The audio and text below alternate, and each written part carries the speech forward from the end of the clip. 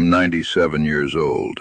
My skin is like worn parchment, thin and translucent, mapping out a life that felt long, but in truth, was cut short.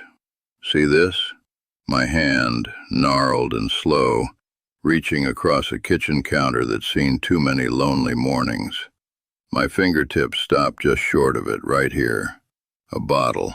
A simple plastic bottle. The kind you get from the pharmacy. But look closely. The cap. It's fuzzy. Not with mold, but with dust. Years of dust. A monument to neglect. This bottle, my friend, holds cholesterol medication. Prescribed in 2004. It's never been opened. Not a single pill has left this plastic prison. The clock on the wall ticks loud, each beat like a hammer in this silent house. Tick, tock. That's the sound of time slipping. That's the sound of regret. My body, what's left of it, creaks and groans with every breath.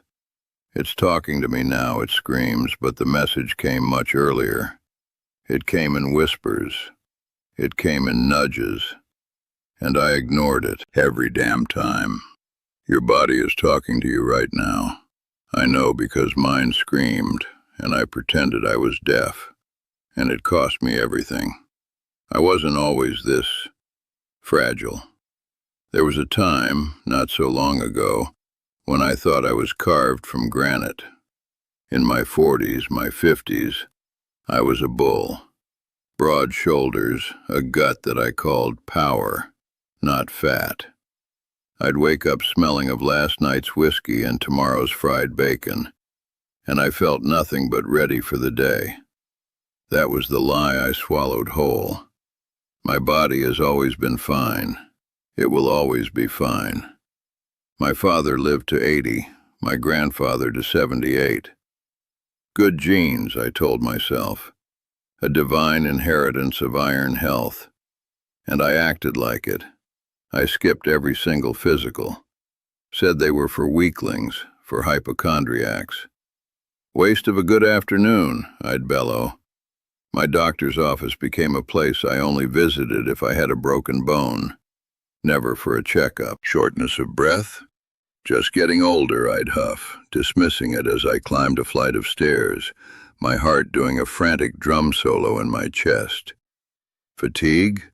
Long day at the office, needs a good stiff drink. A colleague, poor man, started running marathons in his 50s.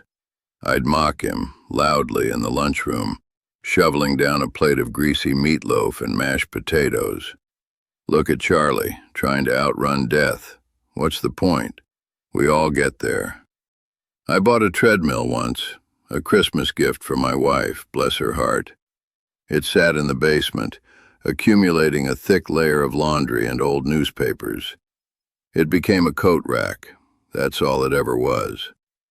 My wife, she'd try. Honey, maybe cut back on the red meat?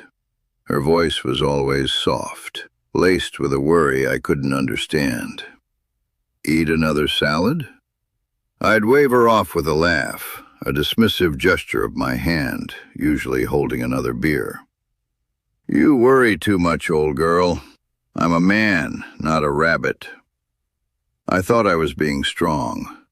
I thought I was showing fortitude, resilience. I wasn't listening. I wasn't hearing the whispers of my own biology. And then, just like a cruel twist of fate, the script flips, the scene shifts. The strong man, the arrogant one, is gone.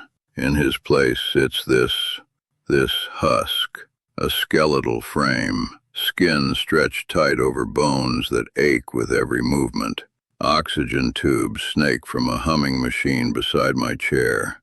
A constant reminder that my lungs, those magnificent bellows that once powered my bellows of laughter, now struggle for every breath.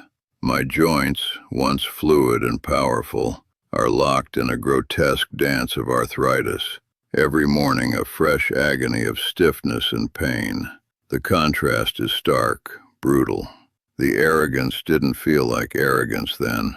It felt like strength. Now it feels like the deepest, most profound foolishness. I was 71. Not old, not really, not then.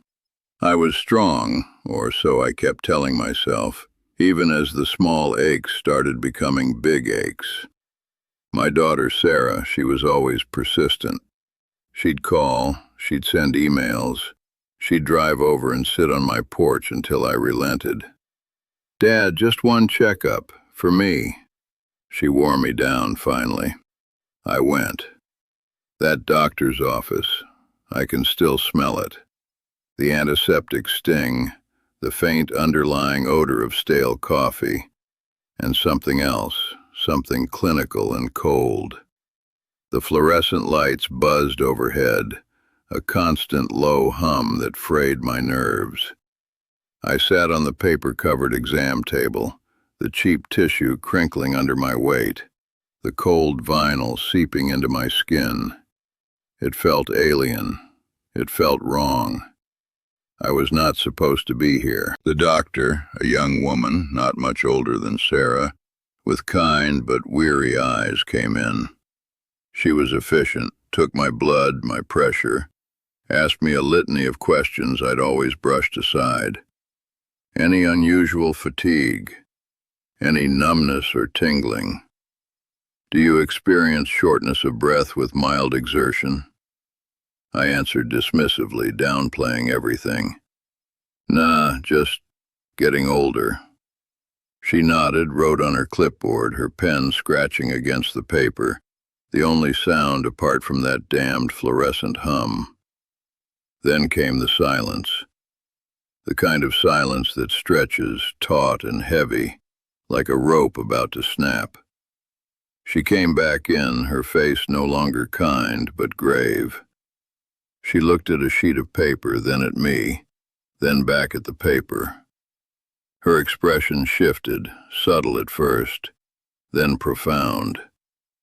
The silence in that room was louder than any diagnosis. It roared in my ears, a deafening absence of sound as she just looked. Finally she spoke, her voice measured, almost apologetic. She didn't shout, she didn't lecture. She just stated facts. Irreversible kidney damage. My kidneys, those filters I never thought about, were failing. Arterial blockage, widespread. My heart, the one I thought was so strong, was suffocating. The onset of neuropathy, the tingling I'd felt in my feet for years, dismissed as just tired, was nerve damage, spreading, permanent. The small warnings, the whispers, they were now shouts, deafening. She asked quietly, almost gently, "Mr. Peterson, how long have you been experiencing these symptoms? How long have you ignored them?" And in that moment, it all came crashing down. The tingling feet, that started in my late 50s, a strange buzz I'd blamed on cheap shoes. The persistent fatigue, always after lunch, I just think I needed a nap. The blood pressure headaches, I just pop a few pain relievers, never even checked my pressure. The shortness of breath, too many cigarettes in my youth, I'd rationalize, even though I quit 30 years prior. Every single complaint my body had sent, every gentle hint, every growing ache, every flicker of unease, I had brushed aside. I had attributed to getting older, to a tough week, to anything but the truth. The specific regret wasn't one catastrophic choice, not one heart attack that knocked me down. No, it was 10,000 tiny surrenders, 10,000 moments where I chose convenience over care, denial over action, arrogance over wisdom. Each missed doctor's appointment, each extra portion, each skipped walk, each waved off concern from my wife. They were all bricks in a wall that was slowly, painstakingly being built around my health. I could hear Sarah in the hallway. I heard her choked sob, a small, pained sound that cut through the sterile quiet of the clinic. She was out there, trying to be strong, trying to keep it together for me, and she couldn't. I wanted to go to her, to comfort her, to tell her it would be okay, but I couldn't move. My legs felt like lead, my chest tight. It wasn't just the physical shock, it was the emotional paralysis of realizing I had done this to myself, to her, to us. The sheer weight of that realization, the regret, settled on my shoulders like a physical burden. It was crushing. I couldn't stand to comfort her. I couldn't even look at myself. The kitchen now, it's too quiet.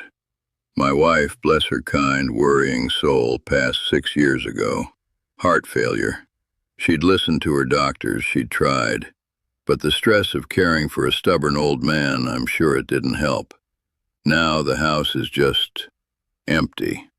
The clinking of the silverware as I try to fix myself a meal, the whisper of the refrigerator, the persistent hum of my oxygen machine. Those are the sounds of my life now. And that pill bottle, it's still there, right where it was in 2004, just a bit dustier. It sits there, a silent, mocking monument to procrastination. Every morning I wheel myself into this kitchen. The pale light, the same light that caught the dust on the cap, hits the counter. And there it is, taunting me. A small plastic reminder of what could have been. The cruelest irony? Even if I could somehow pry open that cap, even if I could swallow those pills, they wouldn't help much now. The damage is done. The doctors told me that. Medically irrelevant, they said. The progression of my conditions is too advanced. This little bottle, meant to be a shield, is now just a souvenir of a battle I never fought. My daily void is simple. A caregiver comes in the mornings, helps me with a few things, prepares a meal, makes sure I'm comfortable. She's kind. She leaves. And then there are hours. Just hours. The smell of stale air hangs in the living room, mixing with the faint medicinal scent of antiseptic cream I use for my skin, which is prone to tearing now. I sit. I watch the dust motes dance in the sunlight. I listen to the silence.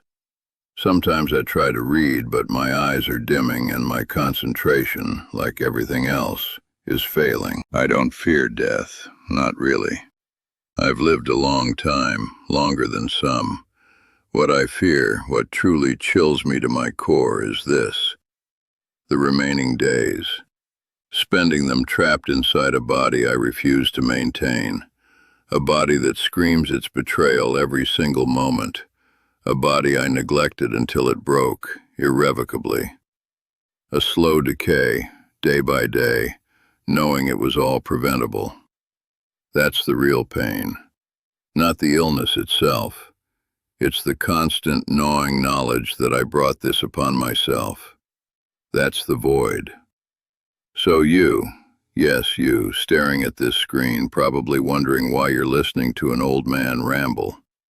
You're watching this with a body that still works. A body that's probably younger, stronger, more resilient than you even realize. And you're doing the same damn thing I did. I see it in your eyes, in the way you probably just shrugged off that ache, or promised yourself you'd start eating better next week. Stop it. Stop glorifying being tough. Ignoring pain isn't strength, it's not resilience, it's cowardice. It's a slow, agonizing surrender to what will eventually break you. What makes you tough is facing the truth. What makes you strong is taking action before it's too late. Make the appointment. Today. Not tomorrow. Not next month. Today. Schedule that physical. Talk to your doctor about that nagging feeling, that persistent ache, that strange symptom you've been dismissing. Take the medication if they give it to you. Don't be like me, letting a dusty bottle sit there, a silent accusation. Move your body. Walk. Stretch. Do something, anything that makes your blood flow, your muscles work. Put down the processed garbage. Pick up a vegetable. It's not revolutionary, it's basic. It's survival. Listen when your body whispers so it never has to scream. Because when it screams, it's usually too late. Believe me, I know. I'm living proof. My hand, it's still here, by the bottle. My fingers, weak as they are, finally push it. Not to open it, just to move it. It slides across the counter, makes a soft scratching sound, then tips. It clatters to the floor, a hollow plastic sound against the linoleum. It's empty still, and utterly useless. Tomorrow is a lie you tell yourself. Your body keeps the truth.